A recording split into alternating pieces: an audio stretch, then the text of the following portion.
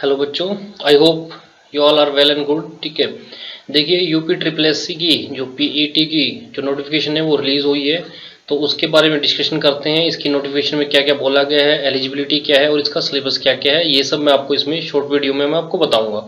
ठीक है, देखिए इसमें क्या है, पीईटी प्रिलिमिनरी एलिजिबिलिटी टेस्ट होता है। ये क्या होता है, जो भी आपके ग्रुप सी और ग्रुप डी के यूपी में एग्जाम होंगे उनसे पहले पेपर लिया जाएगा जो 1 साल तक वैलिड रहेगा आपका। ठीक है, इसमें क्या होगा, 1 साल तक वैलिडेशन होगी इसकी, जिसमें आपको एग्जाम देना पड़ेगा। उसके मार्क्स के आधार पर आपको जो सेकंड पेपर होगा या जो मेंस होगा या जो भी उसके बाद फिजिकल टेस्ट होगा वो प्रोसेस होगी, उसके मार्क्स के आधार पर, पीईटी के मार्क्स के आधार पर आपको बुलाया जाएगा।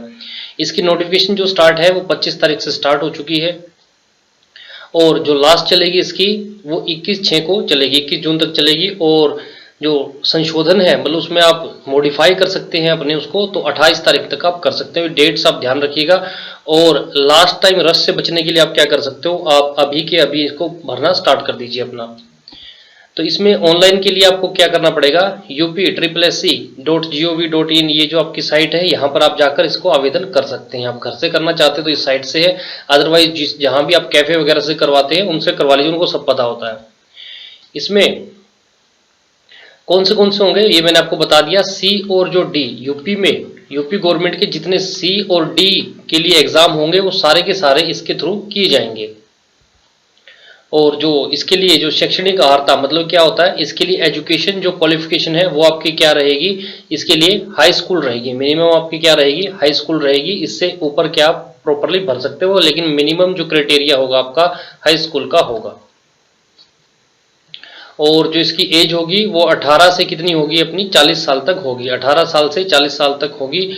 और एक बात हमेशा ध्यान रखिए, इसमें नॉर्मलाइजेशन होगी, क्योंकि ये कई शिफ्टों में होगी ये एग्जाम्स, तो इसमें नॉर्मलाइजेशन होगी। नॉर्मलाइजेशन क्या होता है, कोई शिफ्ट हार्ड आती है तो कोई शिफ्ट ईजी आती है, तो उनका कंपैरिजन में इजी वालों के मार्क्स बढ़ाए जाते हैं। ठीक है, और 1 साल तक ही वैलिड होगा। जो भी आप इसमें स्कोर गेन करेंगे वो पूरा आपका 1 साल तक वैलिड होगा।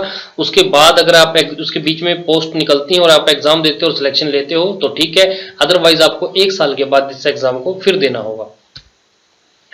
और ये जो है ये आवेदन शुल्क है, मतलब कितनी फीस लगेगी आपकी वो लिखा हुआ है। जो सामान्य होते हैं, जनरल कैटेगरी के होते हैं, अनरिजर्व्ड यूआर जो होते हैं, ठीक है, उसके लिए टोटल 185। ठीक है, अन्य पिछड़ा वर्ग के लिए भी ओबीसी जिसको बोलते हैं 185। और ये SC ST जो जनजाति है उनके लिए 95 है। और जो दिव्यांग है हमारे उनके लिए कितनी है, 25 है। और स्वतंत्रता सेनानी के लिए बोला जा रहा है कि 1 से 4 के अकॉर्डिंग ही उनको ट्रीट किया जाएगा। इसमें आप मैंने बताया मॉडिफिकेशन कर सकते हो और सिर्फ एक बार, लेट से आपका कोई डेट ऑफ बर्थ या कुछ भी आपने गलत भर दिया या जो कैफे वाला है उसने गलत भर दिया उसमें, तो आप एक बार उसको मॉडिफाई कर सकते हैं वेबसाइट पर जाकर। और एक और ये 3.3 पैरा में दिया हुआ है कि जितना भी आरक्षण होगा वो सिर्फ यूपी स्टेट के कैंडिडेट्स को ही मिलेगा। Other than UP state candidates को सामान्य श्रेणी मतलब यूआर में रखा जाएगा, उनको कोई भी आरक्षण नहीं दिया जाएगा। आरक्षण सिर्फ यूपी स्टेट के कैंडिडेट्स को मिलेगा। लेट से कोई हरियाणा से भर रहा है तो उसको आरक्षण नहीं मिलेगा, वो जनरल कैटेगरी में काउंट होगा। और लास्ट में ये आ गया सिलेबस। ठीक है, ये बहुत इंपॉर्टेंट है सिलेबस। और इसमें अवधि 2 घंटों की रहेगी और 100 मार्क्स का आपका ये होगा। और प्रश्नों की संख्या भी कितनी होगी, 100 होगी। देखिए हिस्ट्री की अगर बात करें, हिस्ट्री 5 नंबर की होगी। 5 नंबर में सिंधु घाटी सभ्यता, वैदिक संस्कृति, ठीक है, गौतम बुद्ध, जैन, मौर्य, गुप्त वंश, हर्षवर्धन, राजपूताना, ठीक है, और मुगल शासनकाल है, मराठा और ब्रिटिश। और ब्रिटिश राज का सामाजिक और आर्थिक प्रभाव हमारे ऊपर क्या पड़ा था वो है, आप इसका स्क्रीनशॉट ले लीजिएगा। नेक्स्ट है हमारे पास इंडियन नेशनल मूवमेंट्स जो हुई थी जिसको हम मॉडर्न इंडिया बोलते हैं, वो सारा का सारा है इसमें। ज्योग्राफी है, ज्योग्राफी में नदियां, भूजल, मरुस्थल, वन, खनिज पदार्थ, भारत की वैश्विक राजधानी, ये है, ये 5 मार्क्स का रहेगा। इसके बाद इंडियन इकोनॉमी है, ठीक है, जिसमें मेनली जीएसटी भी लिखा है इन्होंने, आर्थिक सुधार और जीएसटी जितना भी हुआ है, बैंकों का राष्ट्रीयकरण वगैरह, हरित क्रांति, ये सब आता है इकोनॉमी के अंदर। जिसमें जो अगर आपने देखी हो योजनाएं होती हैं, पंचवर्षीय योजनाएं होती हैं, वो भी इसी के अंडर आती हैं। ये भी 5 मार्क्स का है। और इंडियन कॉन्स्टिट्यूशन और पब्लिक एडमिनिस्ट्रेशन होता है, वो सारा का सारा है, ये 5 नंबर का है। और ये साइंस है आपकी, जिसमें फिजिक्स, केमिस्ट्री और फिजिक्स, बायो और केमिस्ट्री तीनों है। ये जीएस जनरल साइंस में आएगी आपकी। और ये है अर्थमेटिक, जिसमें पूर्ण संख्याएं, भिन्न, दशमलव, परसेंटेज, साधारण ब्याज, वर्ग, वर्गमूल, घात, करनी, औसत ये है। और हिंदी है, हिंदी में संधि, विलोम शब्द, पर्यायवाची, लिंग, मुहावरे ये सब हैं। ये 5 मार्क्स का है। इस बार आपकी देखिए इंग्लिश भी ऐड की गई है, जनरल इंग्लिश। इसमें व्याकरण भी होगी और अपठित गद्यांश होंगे। मतलब क्या होता है, एक पहरा होता है, उसमें से आपको क्वेश्चंस के आंसर्स करने होते हैं। ये 5 मार्क्स का ध्यान रखिए। इंग्लिश इंट्रोड्यूस की गई है इस बार यूपी में, पहले यूपी स्टेट में नहीं होती थी। और रीजनिंग है वो 5 मार्क्स की है।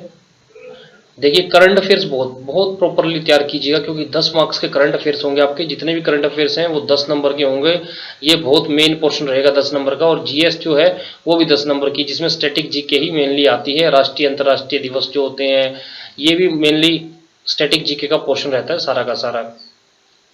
और हिंदी में जो अपठित गद्यांश होंगे वो 10 नंबर के आएंगे। और ग्राफ का विश्लेषण आएगा और तालिका। मतलब क्या होता है, ग्राफ होता है जैसे ऐसे पाई चार्ट दे दिया, या तालिका, मतलब ऐसे कोई भी एक आपको तालिका दे दी, उसका सॉल्यूशन करना होगा, उसके रिगार्डिंग कुछ क्वेश्चन पूछे होंगे, ठीक है। और इसमें एक ध्यान रखिएगा, ये 1/4 इसमें नेगेटिव मार्किंग होगी। हमेशा ध्यान रखिए 1/4 जो होगी आपकी नेगेटिव मार्किंग इसमें होगी। और सबके सब ऑप्शनल टाइप होंगे, ठीक है। सिर्फ यही था नोटिफिकेशन में, और कुछ नहीं है नोटिफिकेशन में। आई होप आपको पूरा समझ में आएगा। अगर आपको कोई दिक्कत आती है तो आप नीचे कमेंट बॉक्स में अपना लिख सकते हैं कि मुझे ये प्रॉब्लम है, उसका रिप्लाई करेंगे। Thank you very much, stay connected.